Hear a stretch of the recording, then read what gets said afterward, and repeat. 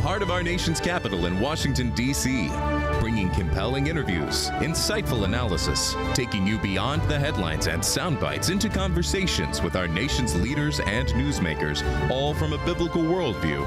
Washington Watch with Tony Perkins starts now. We're doing very well. We have a lot of respect. As you know, we have a problem with a war that our people are trying to settle now with Russia and Ukraine. We are not involved in the war monetarily anymore. Biden gave away $350 billion like it was candy. But we're trying to get that settled, and not an easy situation. Let me tell you, what a mess.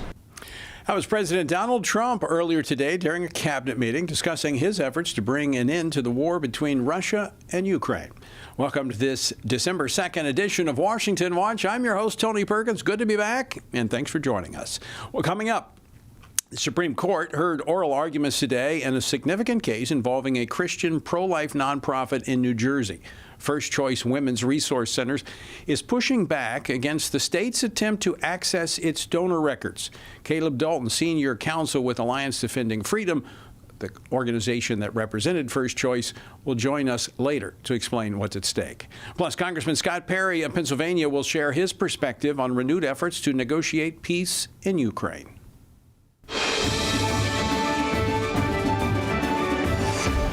We begin this evening with diplomatic developments out of Moscow. Vladimir Putin met with President Trump's special envoy, Steve Witkoff, and Jared Kushner as part of a bid to resolve the war in Ukraine.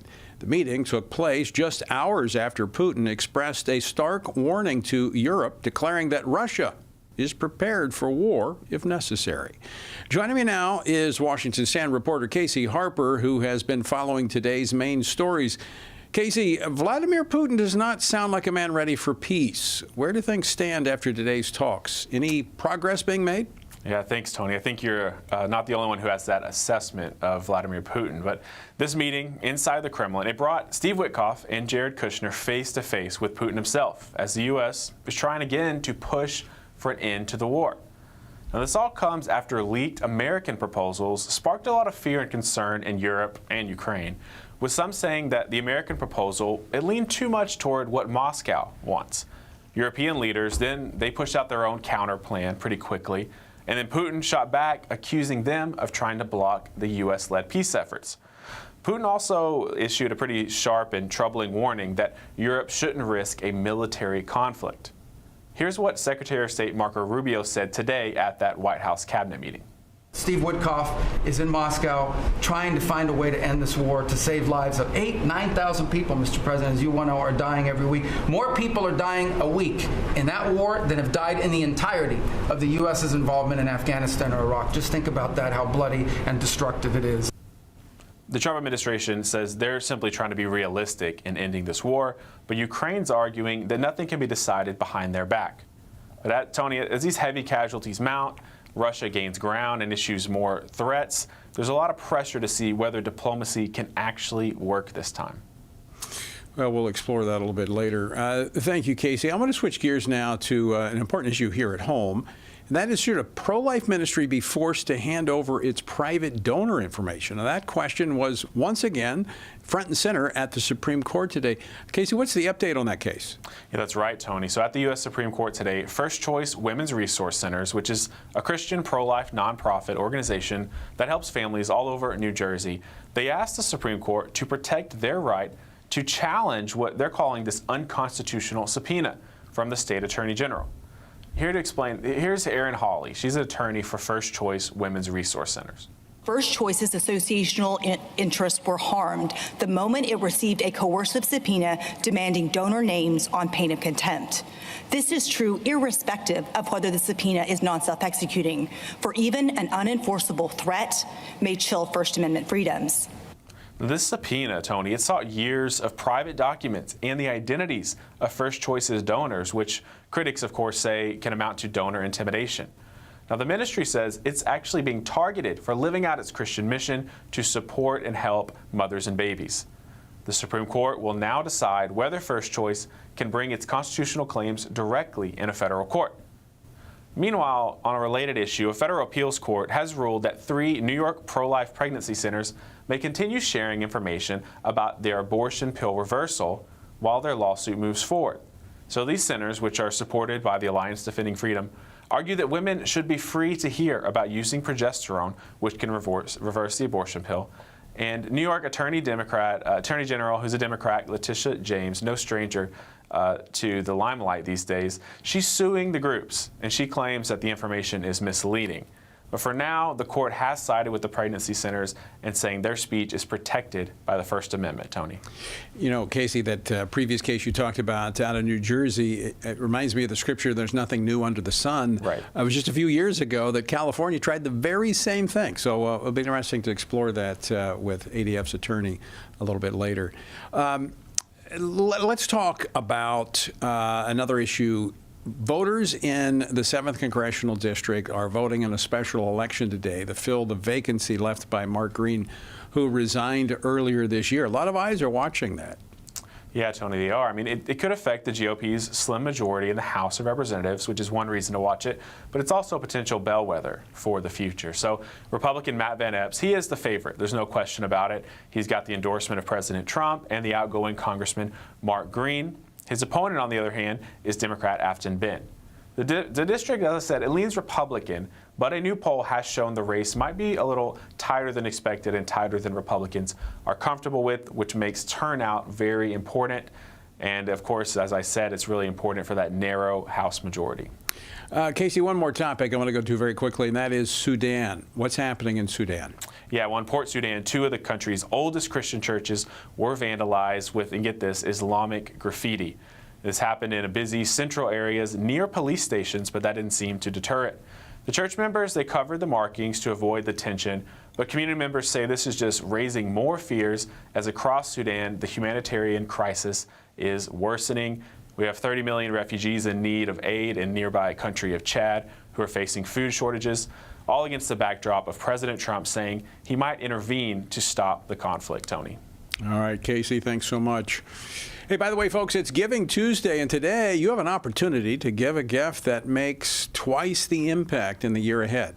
Washington Watch comes to you only because of folks like you. We receive no government money, but thanks to a special challenge match, every gift you give today will be matched dollar for dollar. And so you can take advantage of this opportunity. It's limited just to today. So call right now. We have folks standing by to take your call, 800-225-4008. That's 800-225-4008. So make double the impact today by standing with Washington Watch and the Family Research Council. All right, I want to go back and look at the latest developments on the Russia-Ukraine war. Joining me now to discuss this and a bit more, Congressman Scott Perry, who serves on several House committees, including the Foreign Affairs Committee and the Permanent Select Committee on Intelligence. He represents the 10th Congressional District of Pennsylvania. He's also a combat veteran who retired at the rank of Brigadier General after nearly 40 years in uniform. Congressman Perry, welcome back to Washington Watch. Thanks for taking time to join us. Great to be with you, Tony. Of course, a lot happening, and we're all watching. Of course, Steve Witkoff headed to Moscow, and after meetings yesterday with Ukrainian officials and the president's folks, including the president's son-in-law down in Florida, it appears that Russia is going to continue to push the envelope, so to speak. Now they want Ukraine to give up territory that Russia is not even currently occupying. But at the same time, as you know, the world's losing, thousands of people every week in that war. And I think as time goes on, Ukraine's leverage becomes less and less. So it is a really difficult conundrum. And of course, I think that, look, the Russians are not to be trusted in any way, shape, or form in this. And I think we have to have an eye towards the future of what Russia might do once it's emboldened with whatever gains it makes in Ukraine. And we got to be thinking about that and any agreement that we come to with Russia over Ukraine, but also involving the rest of Europe. But beyond Europe, Congressman, do we not have to be concerned about how China might be interpreting the outcome of these negotiations? Well, without a doubt, but Russia does have the upper hand, and China is not in the same situation militarily, at least right now. Now, I think what you're talking about is would China kind of seek the same thing in Taiwan. Exactly. And I do think we have to be very mindful of that, although I can say that I don't think China makes a move on Taiwan as long as Donald Trump is the president. But he's not going to be the president forever, and we also have to be prepared for the future with that. And, keeping everything involved here, Syria is a factor as well, because Russia would like to move back into Syria under new management there. And so that's a factor that we should be considering in these discussions as well. Is it peace at any cost? I mean, obviously, it we can't want be peace. at any cost. Yeah, I hear you. We definitely want peace. We want peace for the European continent, for the Ukrainian people, for the Russian people that really don't want to be involved in this war and all the neighborhoods around there. But we simply cannot let Vladimir Putin continue to profit from this aggressive action that was taken unilaterally and unjustifiably. And so at some point, I think he will push the limit of what's achievable. And so the question is, does he want to continue grinding down? He's losing soldiers as well in this war. Well, he's not been able to bring this to a conclusion. I mean, and it doesn't look like it's going to happen anytime soon. But are the sanctions, the secondary sanctions on Russian oil, are they starting to work? I think they will. I think it will take some time, particularly with India, but I think they will have an effect. And that's why I think that Russia is motivated to do as much as it can. But I'm going to say this, too.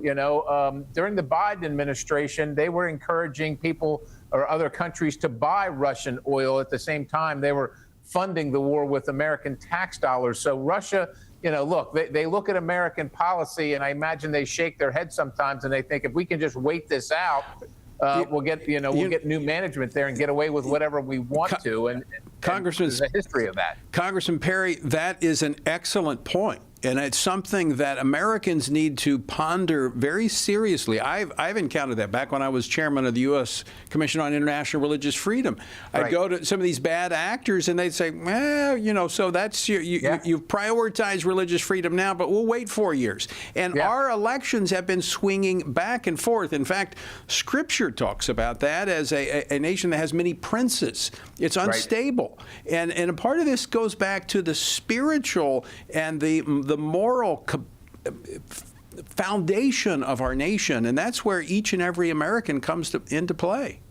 That's exactly right, and Americans that we got to be for our country and our country's interests, and don't worry about who the Republican is or who the Democrat is, but demand that what's good for America is good for the world, and try and stay on course about what's good for us. But oftentimes, of course, if the other party likes it, you have to hate it, or vice versa. And that's no way to run a railroad. You're absolutely right. And this is one where we have to have consistency in our government, because the world takes notice. And part of that is having a set standard, regardless of who the party is, and holding them accountable to that standard.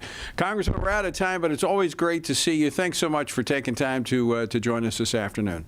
Great to be with you, Tony. God bless you and your audience. Thank you. Congressman Scott Perry of Pennsylvania, great American. All right, coming up, we're going to discuss today's Supreme Court hearing that pitted 5 pro-life pregnancy centers against New Jersey's Attorney General.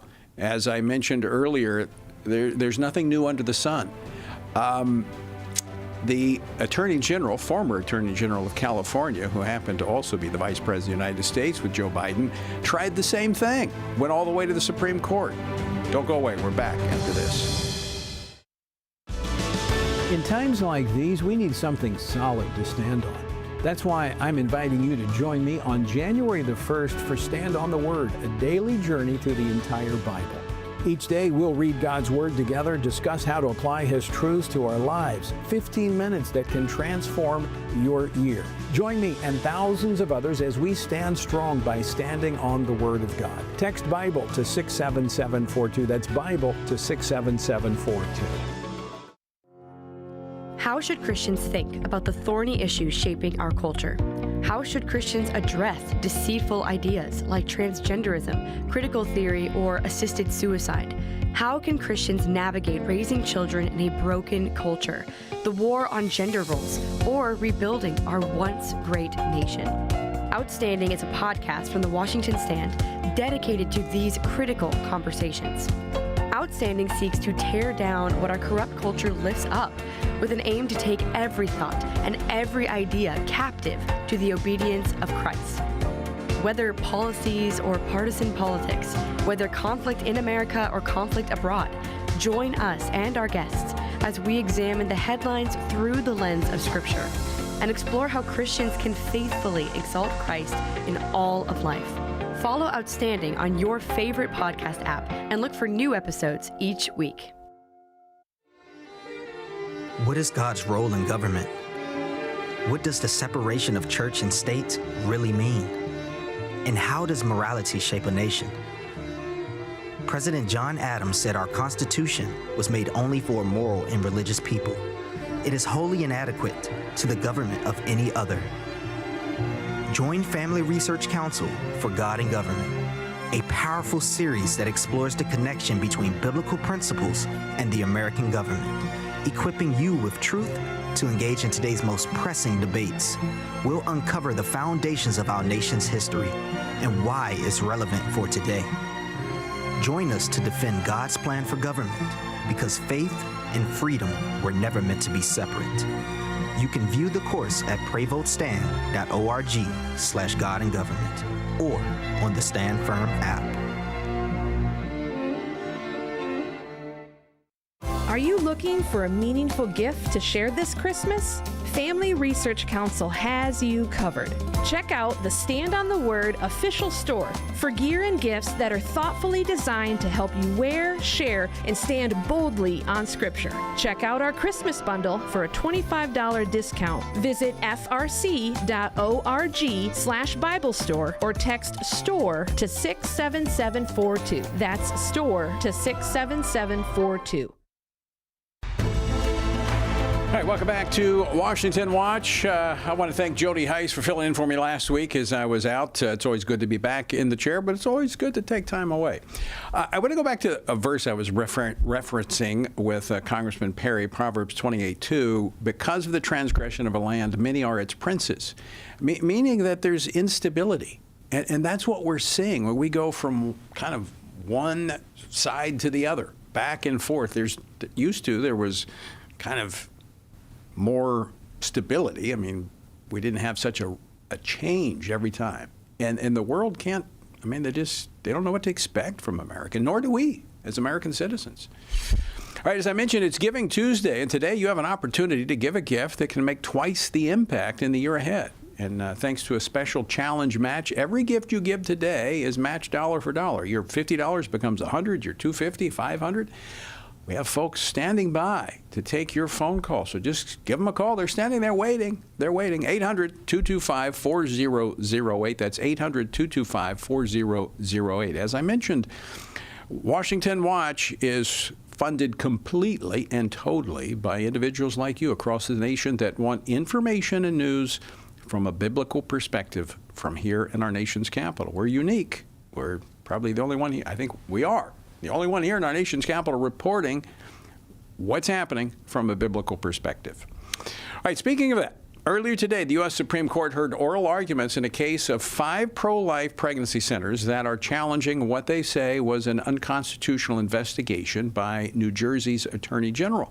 The case is First Choice Women's Resource Center versus Platkin. And arguing on behalf of those pro-life pregnancy centers was Alliance Defending Freedom. So how did it go? Well, joining me now to offer his analysis of the hearing and the case is ADF Senior Counsel Caleb Dalton, who was in the courtroom today. Caleb, welcome to Washington Watch. Thanks for joining us. Tony, thanks so much for having me. Now, I was talking about earlier how there's nothing new under the sun. This sounds very similar to what happened coming out of California a few years ago, that ADF handled that case as well, where Kamala Harris was then the Attorney General and was going after the First Amendment freedoms of care pregnancy centers out there. It looks like the left will not stop trying to shut down these care pregnancy centers. No, First Choice, our client that we were honored to represent at the United States Supreme Court today, they provide free compassionate care to women in need. These are women who are going through situations they never imagined they would be in. And First Choice provides the resources they need to make the right choice, to protect their babies' lives. And as you know, Tony, I mean, the studies show that when those resources are available to women, they're more likely to choose life, and that's what First Choice does here. And because the Attorney General doesn't like that choice, that's why he's targeting these pregnancy centers for harassment and intimidation, and the First Amendment doesn't allow that. What's the justification for going after their donors? That's what he's subpoenaed. He's requested, he's demanded, I should say, their donor information. Based on what? He's asking not only just for the identities of their donors, he wants their addresses and their phone numbers. And the allegation is maybe the donors didn't know that First Choice pregnancy resource centers were pro-life. And that's absurd, frankly. Not only are they absolutely clear about who they are and what they do on their websites, the Attorney General doesn't need that information. If the law was violated, he could enforce the law without that donor. What possible violation could there be? There's not. And if there was, he would have already filed a lawsuit. That's why he's using the subpoena power to harass them and try to chill their speech and try to chill their donors from donating to them. That's exactly what this is about. We've seen the same thing in other cases where state officials, almost always in blue states, trying to intimidate these conservative Christian organizations by having this chilling effect, because the donors don't necessarily want to be harassed. I remember back during the marriage debates where people would show up at the homes of donors to harass them. I don't want to run out of time here, Joel. What was your sense from the questions asked by the court? Did they see through what the Attorney General in New Jersey was trying to do? I think the court did. As the adage goes, I think at the end of the day, you ask, would you rather be us or the state of New Jersey? And I think you'd rather be First Choice pregnancy centers at the end of the day today. The court absolutely saw through this facade. Justice Barrett asked questions about the harassment and kind of the past statements the Attorney General has made by setting up this strike force to go after pregnancy centers.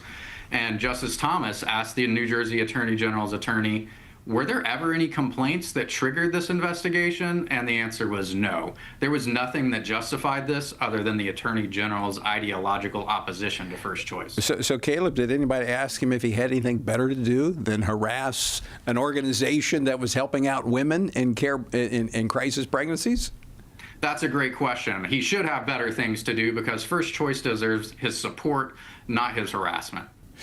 So, Caleb, this case, oftentimes, I mean, it depends. Sometimes the court has a very narrow decision that just affects the particular client before the case. Could this have ramifications across the country?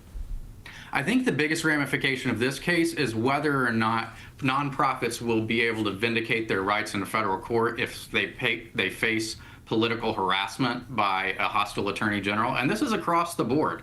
We're at a crossroads as a nation where the justice departments have been weaponized. We've seen that at the federal level and at the state level through different politics being played with justice. And that's not the way it should be. And the question before the court is, when an attorney general is playing politics with the justice system, can you go to federal court and preserve your First Amendment rights? And the answer should be yes. So what New Jersey was trying to do is keep them bottled up in state court where they really had no relief.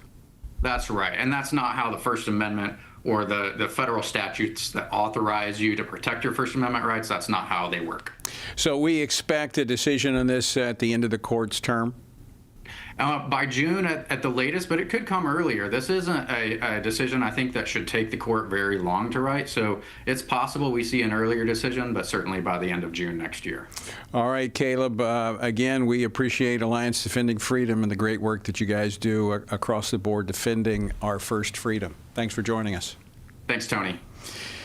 They do great work, and but it takes those willing to fight.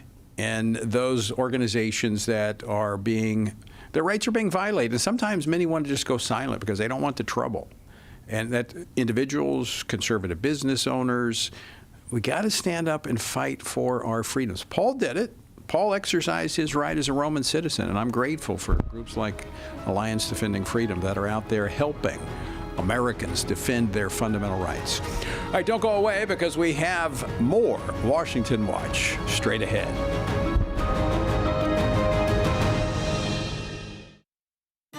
For over 4,000 years, the Jewish people have had legal, historical, and biblical ties to the land of Israel, especially the heartland of Israel, Judea and Samaria, which much of the world still calls the West Bank. To Israelis, Judea and Samaria is far more than a name. It's the center of their ancestral homeland where nearly 80% of the Bible's events took place. Abraham purchased property in Hebron, Jacob in Shechem, Joshua made an altar on Mount Ebal and led the Israelites into a covenant before God. On Mount Gerizim, overlooking Shechem, Jesus talked to the Samaritan woman at the well about worshiping neither on Mount Gerizim nor in Jerusalem, but in spirit and in truth. Judea and Samaria is nearly a quarter of Israel's current landmass, not a small strip of land on the Jordan River, but a vital and strategic part of the nation's identity. The October 7th massacre, launched from Gaza, shattered the illusion that giving away territory brings peace. Gaza, which was once seen as the cornerstone of a two-state solution, became a launchpad for terror. Today, only 21% of Israelis support a Palestinian state. Trust in a two-state solution has all but collapsed. The Middle East is changing. Iran's grip is weakening. New alliances are forming. But Western countries and some U.S. officials still chase the mirage of a two-state solution. History speaks clearly. The 2005 Gaza withdrawal, backed by the U.S., led not to peace, but to a terrorist regime. Judea and Samaria are 24 times larger than Gaza, deeply woven into Israel's geographic and spiritual fabric.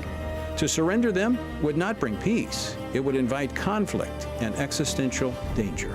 Family Research Council stands with Israel's rightful claim to sovereignty. It's time for America to do the same, for history, for justice, and for lasting security in the Middle East.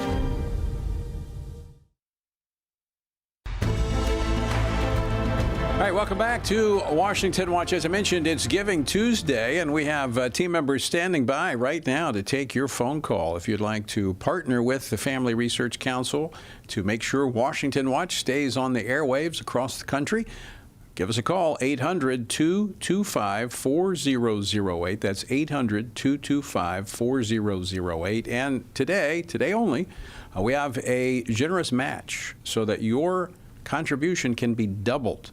$1,000 becomes $2,000. So give us a call, 800-225-4008. I see some folks just kind of sitting there waiting for the phones to ring, so make them ring, 800-225-4008.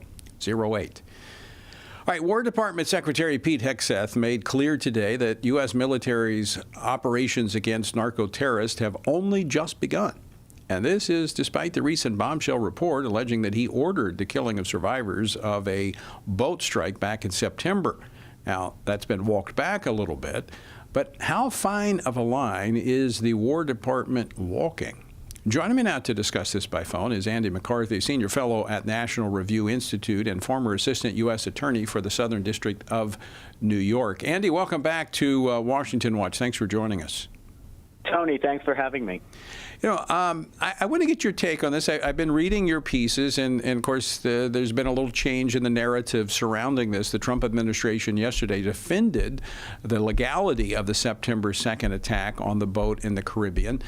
But is this gray area? I mean, are we talking about criminal activity? Or are we talking about warfare? Which is it?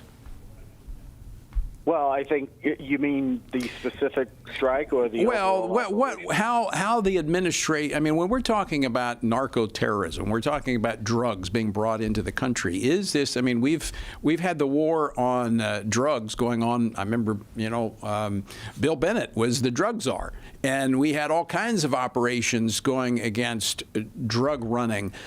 But have we ever considered an open warfare as we're now seeing it with the Department of Defense? No, we never have, and in fact, I don't think they're authorized to do this. I think we would have a gray area, Tony, if Congress had not spoken. But Congress has thoroughly, extensively regulated the way the United States and its government treats narcotics trafficking. which is including the importation of large quantities of narcotics from overseas. The way we treat that is as a prosecutable crime or set of crimes in the criminal justice system. It is not an act of war. The term narco-terrorism, which they keep repeating, is a nonsense term. It doesn't exist in the law. If you look at the very extensive definitions of terrorist activity in federal law, narcotics trafficking is not mentioned. There's one narcotics statute that deals with terrorism, and it doesn't equate the two things. What it says is if you earn financial proceeds trafficking in narcotics and you contribute them to terrorist activity, you can get a higher sentence for narcotics trafficking. That just brings drug trafficking into line with other laws that on the books that deal with material support to terrorism. So the two things are not the same. Even if they were, designating an organization or an entity as a terrorist organization is not in American law authorization to use military force. That has to come from Congress. So I think this whole thing from beginning to end is illegal, but that's the president has a lot of authority to use military force. I mean, back in the 1980s, early 90s, I worked as a contractor with the State Department in anti-terrorism in their ATAP program, and we were dealing at that time mostly with narco-terrorists. We were dealing with those in Central and South America that were running drugs. We were training foreign police officers, but we had to be very careful. It wasn't a military operation. It was a law enforcement operation. And that's how this has long been treated. But what really brought this to the forefront, we just have a couple minutes left, but what really brought this to the forefront were two survivors of an initial attack of one of these drug-running boats, that a second strike was launched to eliminate those two individuals. I mean, that's a problem, I would think, whether it's dealing with a crime, obviously if it's dealing with as a criminal activity, but even under the laws of warfare. Yeah, it would be if that's the way it happened, and I think that's the reason the Washington Post initial report about this was so alarming. As you pointed out in when we began our conversation, a lot of that's been walked back in the last couple of days. What appears to have happened, at least this is the administration's account now, is that Secretary Hegseth gave an order to use lethal force against the boat, but he didn't say what would happen if there were survivors. It's obviously an offense against the laws of war and against American law to attack shipwrecked, defenseless people who are hors de combat. And it looks like what the administration is now saying is that the admiral who gave the order to do the second strike was targeting the vessel and the cargo, which apparently survived, some of it, the first strike, intact, and didn't realize at the time that the second strike was ordered that there were survivors. That was something they figured out either when the second strike hit or afterwards. So if that's their account, that at least takes that war crime off the table, but I don't think it helps the legality of the overall operation. So, Andy, 30 seconds left. Is this something that Congress has to determine, or who determines? Yeah, I think Congress absolutely has to determine this. The courts aren't going to go anywhere near it, Tony, but it's time for Congress to step up to the plate on this anyway. If we're going to stumble into a war in the Caribbean, I think Congress ought to be heard on. All right, Andy McCarthy, always great to talk with you. Thanks so much for joining us. All right, folks, something else to pray about. All right, when we come back, we're going to be looking at an FDA vaccine memo. At Family Research Council, we believe religious freedom is a fundamental human right that all governments must protect. For years, Islamist militants in Nigeria have targeted Christians and other religious minority groups with brutal violence. Since 2009, 52,000 Christians have been slaughtered. A staggering 89% of Christian martyrs in the world today are from Nigeria. The first Trump administration declared Nigeria a country of particular concern, a designation reserved for countries whose governments engage in or tolerate religious freedom violations. However, this designation of Nigeria was quickly reversed by the Biden administration. Following consistent calls from FRC President Tony Perkins and other religious leaders across the U.S., President Donald Trump has responded. Christianity is facing an existential threat in Nigeria. Thousands and thousands of Christians are being killed. I am hereby making Nigeria a country of particular concern. This is a huge step forward for the protection of Christians in Nigeria, as well as religious freedom across the world. While this opens the door for the U.S. government to pressure Nigerian leaders to protect vulnerable Christians, it is only the beginning.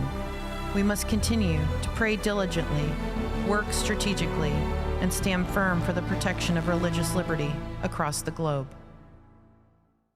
At Family Research Council, defending the family isn't just a mission, it's our daily calling.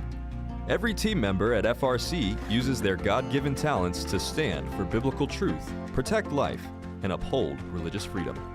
Here at Family Research Council, we face many threats to the family, threats that have been with us for some time. Abortion, the gender ideology threat, the attacks on marriage, the attacks on parental authority, and the attacks on religious freedom. We have to promote, support, strengthen, and incentivize family growth so families take their place in society in a place of honor. I'm defending the family by working in the Center for Biblical Worldview to provide cutting-edge research and resources for pastors, ministry leaders, and Christian parents. Through my work at the Washington Stand, I passionately defend what God has defined for marriage and family. I don't see the Washington Stand as just a place to talk about cultural events. It's a place to share biblical truth. It's a perfect outlet to advance and defend what God has defined as good, true, and beautiful. Because of you, we're able to frame things in such a way that help Christians stand for truth on the things that matter most, like life, faith, family, and freedom. Thank you for standing with us. Thank you for your support. It is so critical to the work that we at Family Research Council are doing day to day as we support and strengthen the family. So thank you.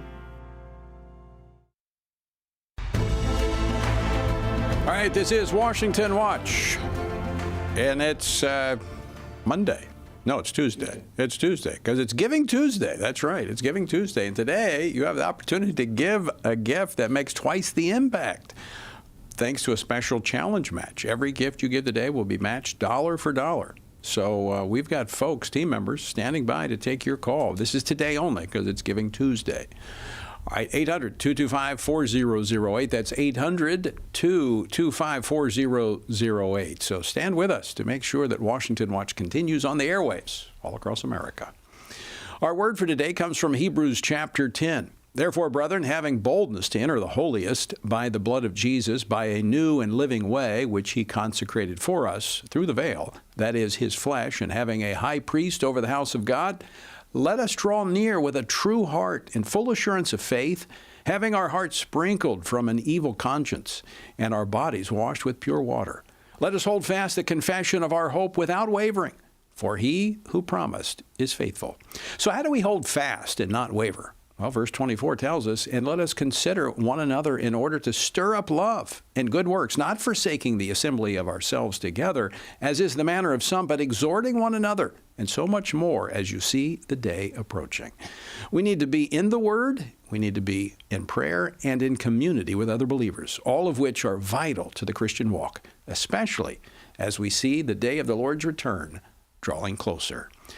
To join us in our journey through the Bible as we begin a new journey coming up in January, text Bible to 67742. That's Bible to 67742. All right, a leaked memo over the weekend from FDA's top vaccine regulator is shedding more light on the problems that the Trump administration needs to address and tackle in order to get the agency back to its mission of protecting public health and restoring public trust in the government. So in this memo to the staff at the FDA Center for Biologics Evaluation and Research, the director, Vinay Persad, highlights the failures of the reporting system for deaths related to COVID-19 shots and the failure to act on or even acknowledge that that data was available. Now, Dr. Prasad also discussed the path forward, which he said will see vaccine regulation directed toward evidence-based medicine, something that is in line with what we've been hearing from other officials at the Department of Health and Human Services. So, how significant is this moment, and will change come? Joining me in studio to talk about this, Dr. Chris Gasig, Senior Fellow for Regulatory Affairs here at the Family Research Council. Chris, thanks so much for joining me today. Good to be here, Tony. All right, so this is pretty significant. Absolutely.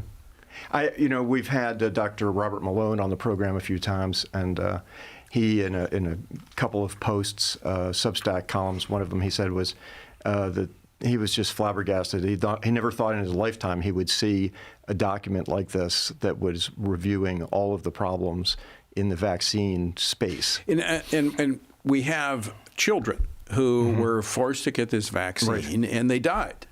Right. And so Prasad had data before him about vaccine injuries, and then he had apparently another epidemiologist come in, like a sort of somebody who's a real specialist in digging out the issues.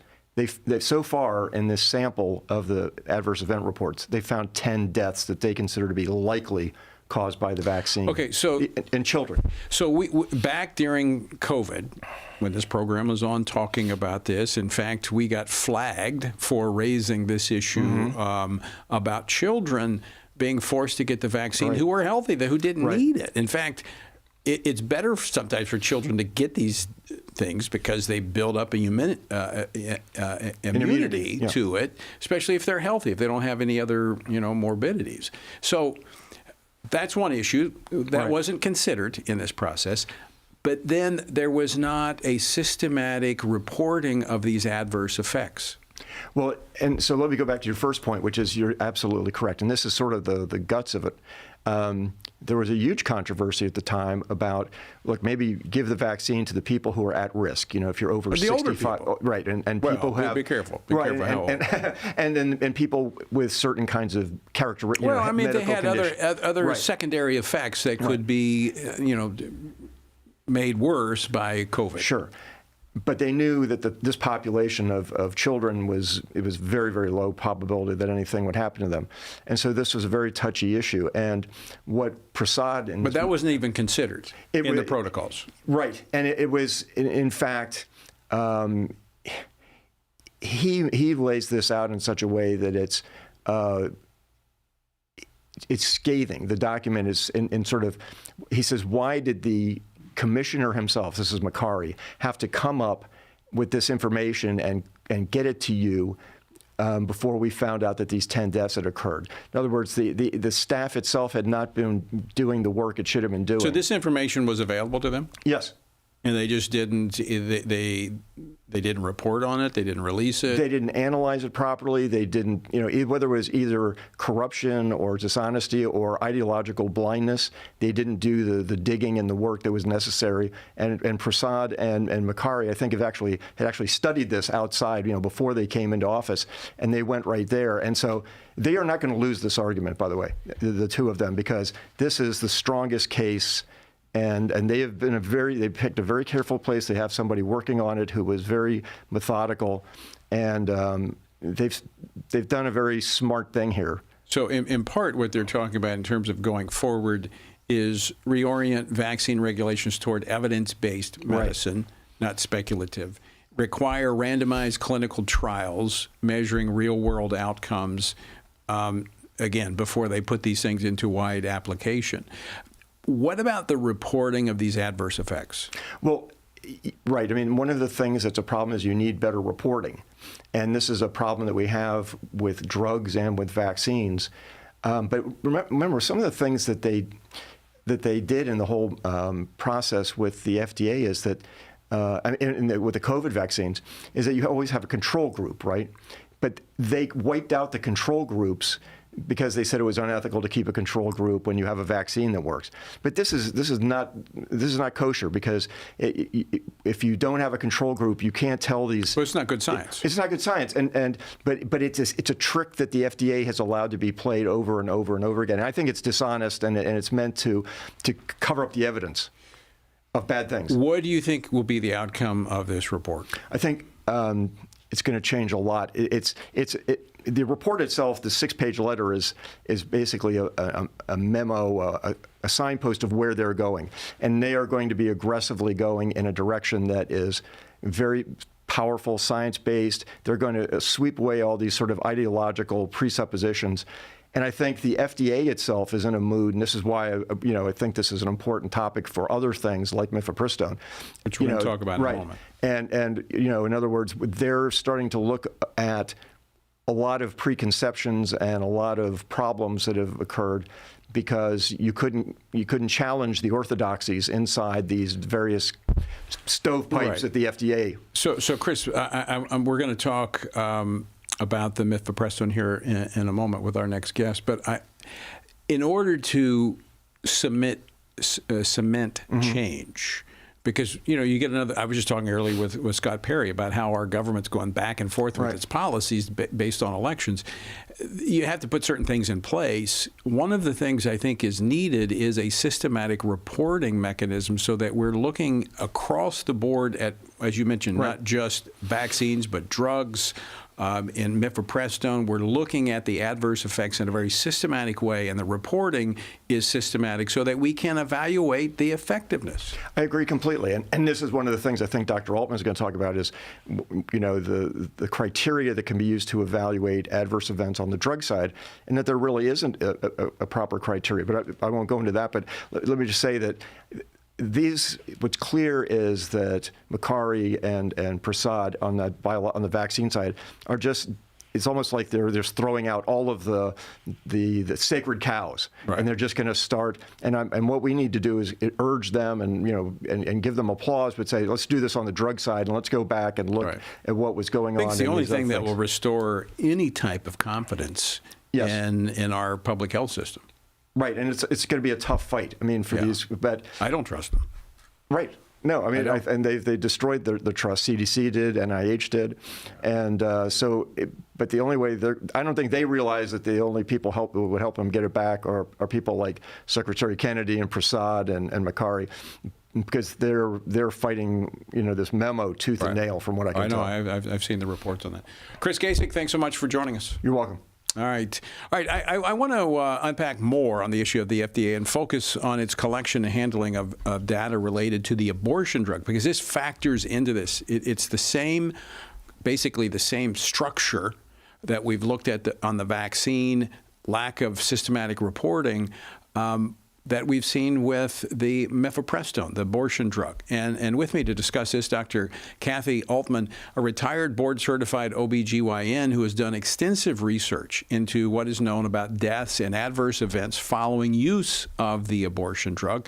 She's an associate scholar with the Charlotte Lozier Institute and a member of the American Association of Pro-Life OBGYNs. And she joins us now. Dr. Altman, thanks so much for joining us today on Washington Watch. Hey, thank you. Great to be here. Let's start with what you have found from the work that you've done about the adverse effects that we've seen from the drug mifepristone. So we collected all of the adverse event reports that were generated between 2000 and I'm trying to remember now. It was either 2009 or 2011. Prior to that time, some of the adverse events had been reported by Gary and Harrison. So we took the ones during that time period. There were over 6,000. Out of that, I think we ended up with 2,000 and something that were unique U.S. reports that had not been reported by Gary, and we used the NIH's common terminology criteria for adverse events, and we were able to pull out how many were life-threatening, how many were severe, how many moderate, and then there was a mild category, but of course, the ones we were looking at were not mild because they had to be serious events. Now, in the report, the findings that you you wrote about. You argue that the FDA's current reporting system is, quote, woefully inadequate. What, I mean, and we just heard, you heard us talking about the vaccine, very similar situation. What needs to happen to ensure that we're getting accurate information to make good medical decisions, or in terms of what vaccines, what drugs are made available to the public? Well, I think they should, for the first thing would be to implement the NIH system that I just mentioned. And then for mifepristone, we need to start reporting the adverse events. The only adverse event that is required right now to be reported is deaths. So we need to go back to the old REMS system and report these adverse events and categorize them, evaluate them. What we found were that the actual adverse event reports were very poorly written. We had a large number that we couldn't even evaluate because there was not enough information in the report to evaluate. So they've got to police the people that are reporting, and if they don't give them the information necessary, they need to go back and get it from them. So Dr. Altman, is it safe to say that these decisions are not being made systematically across the board, but they're being influenced by political concerns and considerations? Why is the abortion drug mifepristone being treated differently? Because it's an abortion drug. And, they eliminated this reporting right at a time when they changed the drug dosage. They allowed non-physicians to dispense the drug. They also eliminated, they were supposed to be reporting and keeping a record of the ongoing pregnancies that were not aborted. Right. And they stopped that as well. And you were mentioning 10 deaths of the children. There were 20 deaths of women. Yeah. And that's just what we know about. Because Correct. Because in many cases, this information just came through the hospitals, not through the abortionist, and not from the women who did not admit that they had taken the abortion drug. So we just don't know because we don't have the information. Right. Right. Dr. Altman, thanks so much for taking time to join us. Appreciate your insights on this. You're welcome. Folks, this is something we need to really be praying about because it's political, and it's not just one party, okay? This is an issue that's it's politicized, and it should be standardized. We should treat all of these things the same. If public health is about public health, then we should treat it as such, and the standard should be applied, whether it's an abortion drug or whether it's a antibiotic or whatever it might be. We need to have the same systems in place to report those adverse effects so that good decisions can be made. But first off, you're not going to end up with a good decision when you're killing babies. This administration needs to stop the Biden policies that are in place. You can help us by doing that. Text the word LIFE to 67742 and join us in communicating that to the current administration. All right, very quickly, folks standing by, still taking your phone call, 800-225-4008 for Giving Tuesday. So give us a call. All right, that's all we have time for today, but I want to thank you for joining us. And until next time, I leave you with the words of the Apostle Paul found in Ephesians 6, where he says, you've done everything you can do when you've prayed, when you've prepared, and when you've taken your stand. By all means, keep standing. Washington Watch with Tony Perkins is brought to you by Family Research Council. To support our efforts to advance faith, family, and freedom, please text GIVE to 67742. That's GIVE to 67742. Portions of the show discussing candidates are brought to you by Family Research Council Action. For more information, please visit TonyPerkins.com.